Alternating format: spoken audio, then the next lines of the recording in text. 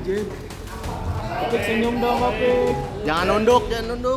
Maaf, semoga saya lakukan, saya salah, saya menyesal, saya minta maaf.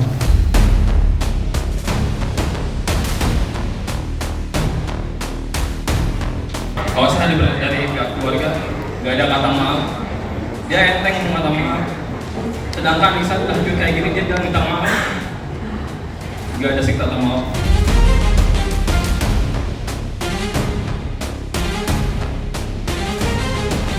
Saya juga sebagai orang tuanya nggak ada kata yang nggak maafnya saya akan kayak gitu. Saya tidak selama waktu saya tidak bisa maaf.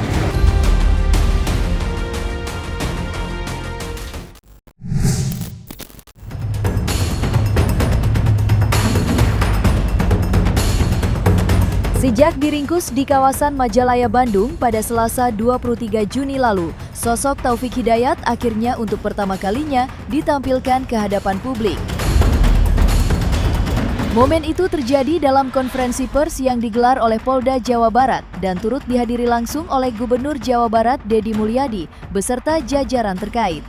Saat digiring ke hadapan awak media, pria berusia 30 tahun tersebut tampak tak lagi garang. Dengan wajah lesu dan kepala tertunduk, Taufik terlihat malu dan memilih diam ketika rentetan pertanyaan dari para jurnalis menghujaninya. Di balik kasus penyerangan dan terhadap sang kekasih Yuvita Tri Rizky, polisi pun mengungkap motif yang cukup mengejutkan. Berdasarkan hasil penyelidikan, aksi brutal itu dipicu oleh rasa cemburu dan emosi yang selama ini dipendam pelaku. Tak hanya itu, Taufik juga diduga kerap melampiaskan tekanan dan persoalan pekerjaannya sebagai debt kolektor kepada korban.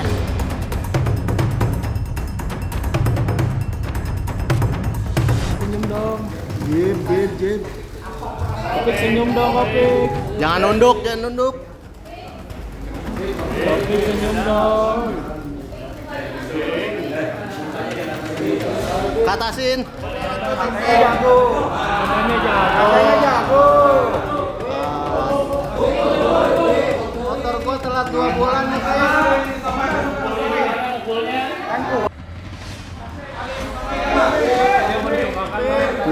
Katanya kuat.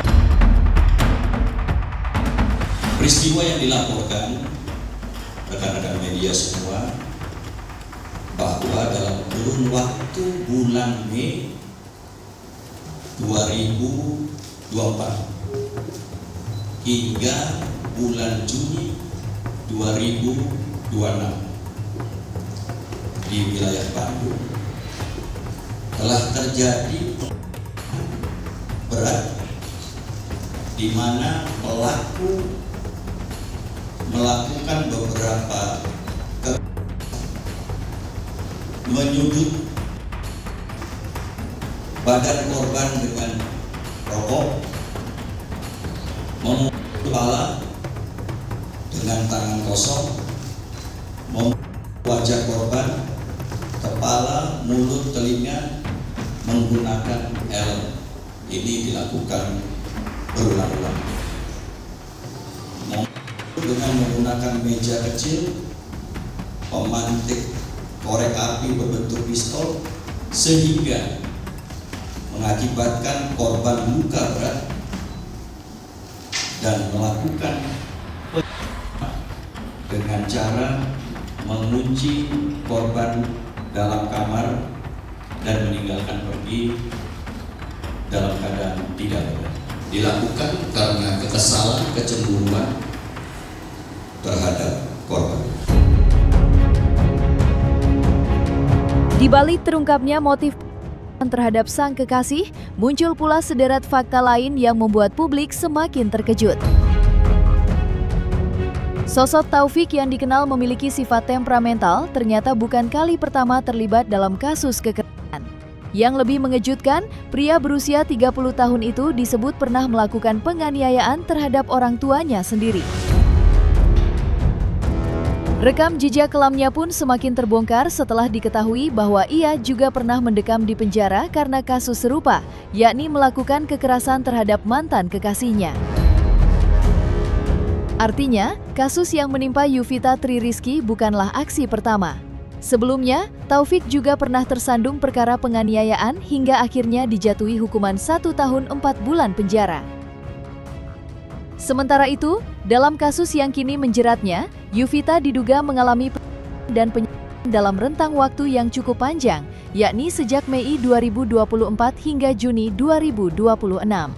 Karena dianggap memiliki resiko tertentu, Taufik pun kini ditempatkan di sel khusus dan berada dalam pengawasan ketat melalui kamera CCTV selama 24 jam penuh selama 7 hari ke depan.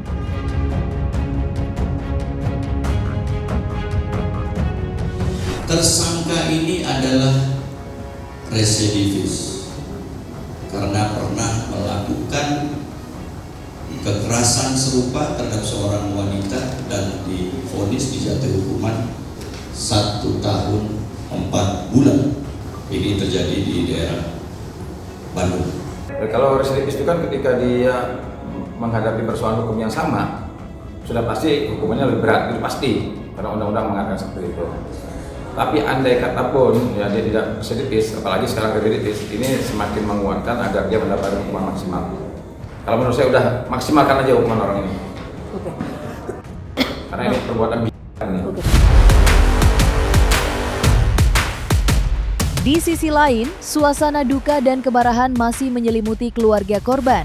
Hingga kini, mereka mengaku sangat terpukul melihat kondisi Yuvita Tririsky yang masih menjalani perawatan di rumah sakit dengan keadaan yang begitu memprihatinkan. Rasa sakit hati itu bahkan membuat emosi keluarga memuncak. Sang kakak mengaku tak ingin pelaku hanya menjalani hukuman penjara. Ia justru berharap Taufik diserahkan kepada keluarga agar bisa mempertanggungjawabkan sendiri perbuatannya. Harapannya kalau dari saya pribadi untuk pelaku, saya nggak mau pelaku dulu. Saya pengen dia diserahkan kepada keluarga biar saya yang menghakimi dia. Dan dia terperbuat pada saya. Adik yang saya bangga-banggakan dihancurkan sama dia. Kalau saya dari pihak keluarga nggak ada kata maaf. Dia enteng minta maaf. Sedangkan Iksan udah hancur kayak gini dia minta maaf. Nggak ada sikta atau maaf.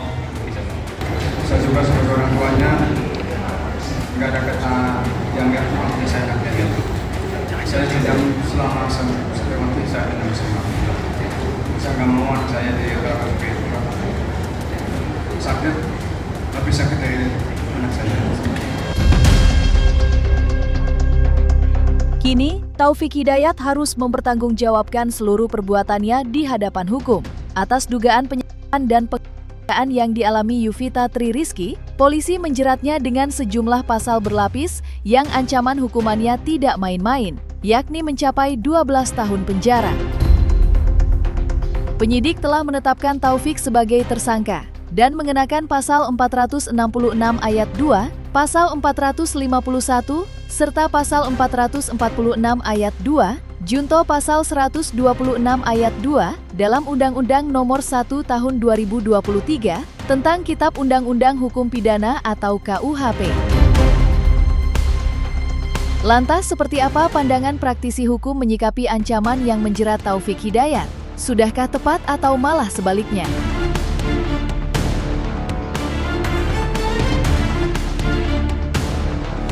Kalau dilihat dari peristiwanya dan perbuatannya tersangka, ini termasuk sesuatu yang tidak wajar, yang kita butuh bersama.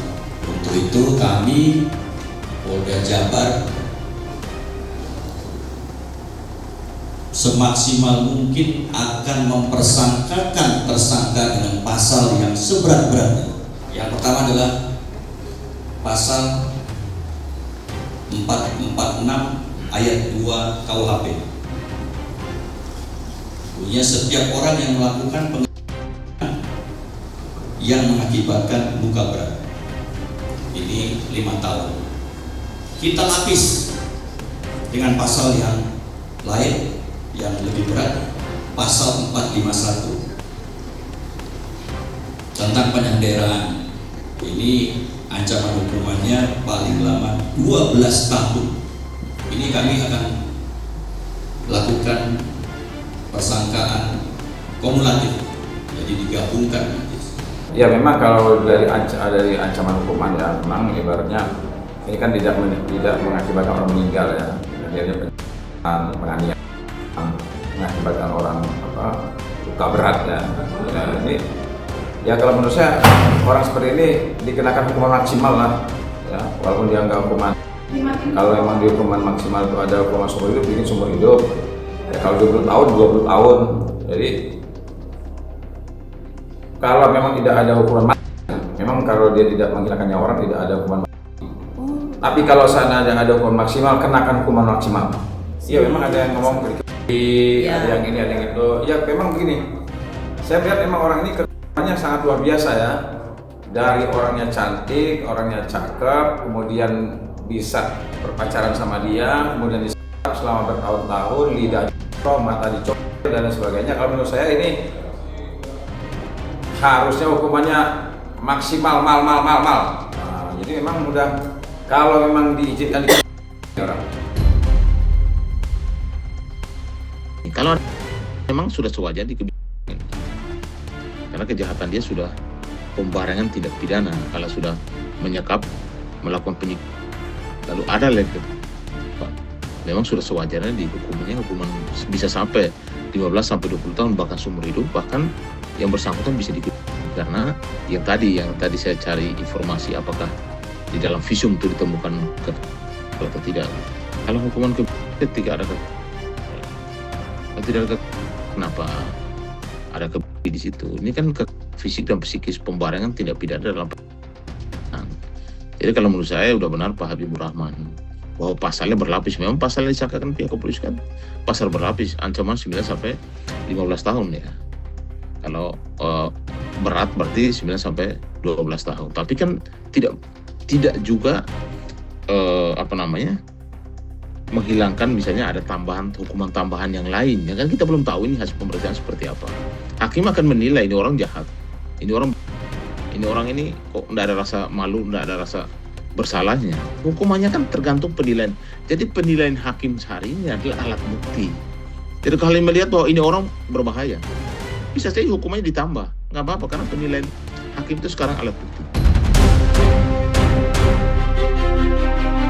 Kemunculan Taufik Hidayat, pelaku kasus penyiksaan dan penganiayaan terhadap Yuvita Tri Rizky, memang sudah lama dinantikan publik.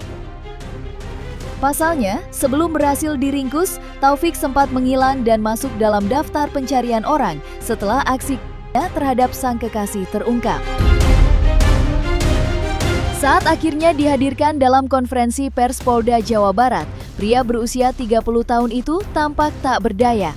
Dengan wajah pucat dan kepala tertunduk, Taufik sempat menyampaikan permintaan maaf di hadapan keluarga korban dan masyarakat. Namun, alih-alih meredakan suasana, ucapan maaf tersebut justru memicu reaksi keras dari publik. Lantas, seperti apa pandangan pakar ekspresi melihat raut wajah yang ditampilkan pelaku Taufik saat press release kemarin? Apakah sang pelaku benar-benar menyesal atas apa yang ia perbuat?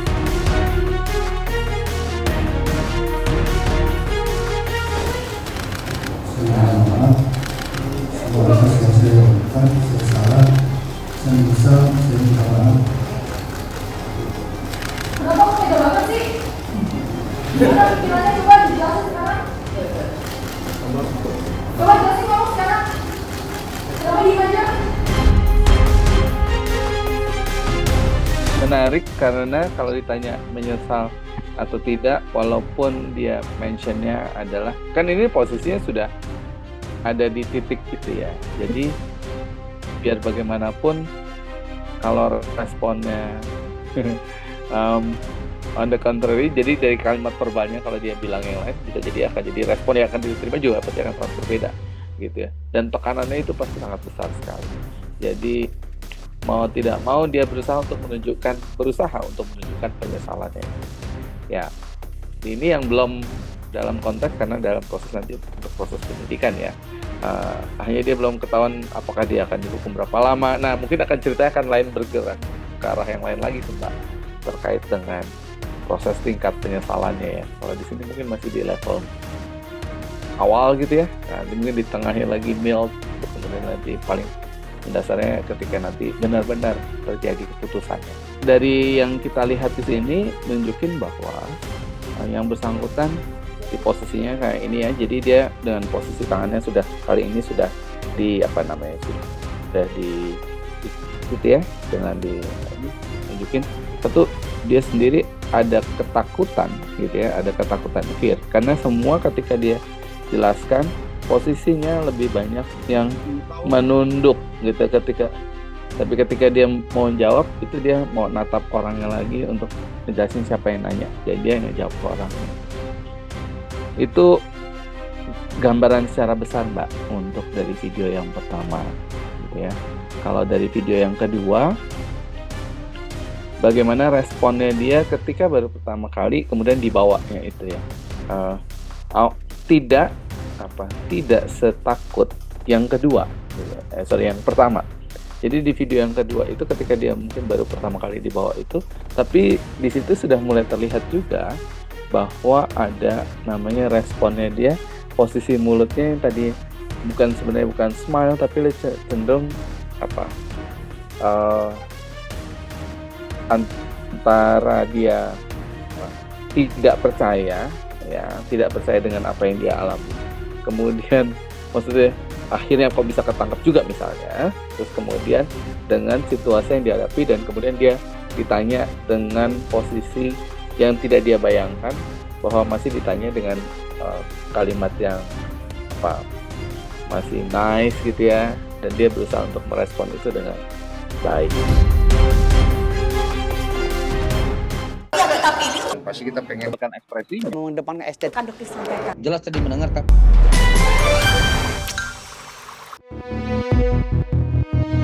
Dan jangan lupa untuk like, subscribe dan juga share channel YouTube Cumi Cumi.